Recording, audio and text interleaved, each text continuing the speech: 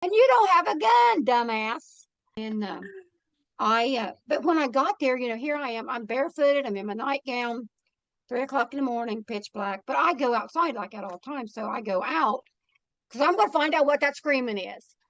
And I get out there, and yeah, I have to go. When I moved Dad, he had a pig left, and which she's now a big grown sow, like 400 pounds whole. And her pen, so you know how tall the pen would have to be, because when she stood up, she's like way taller than I am. But I got down to her pen, and I hear that screaming and crushing, crashing through the trees and stuff. And it dawns in my stupid head, hey, you're outside all alone. Dad can't get outside. Nobody knows you're out here, and you don't have a gun, dumbass. So I like get back to the house, and I did, but it came down through and it stepped over that pig pen. You know how a pig pen is, there's mud. Yeah. So it stepped in that and made 2 steps and then off the other side and then down through the creek.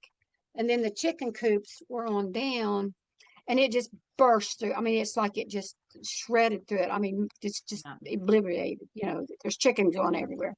It mashed it all up. And that dog, Dad's dog, old Jake, he's outside. And he was but he was old. And I'm standing in the doorway and something physically, because I couldn't go out the door again. I don't know whether it's fear or common sense, something that says, hey, dummy, don't do this. Yeah. But I heard Jake scream. I heard him scream. And then, it's your dog. It's like your kid. So your first instinct is you want to help it.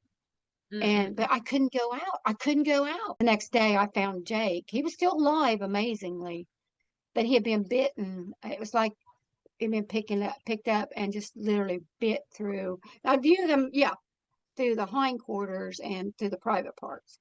But they were punctures. It wasn't like, like the flat teeth bite. It was more punctures.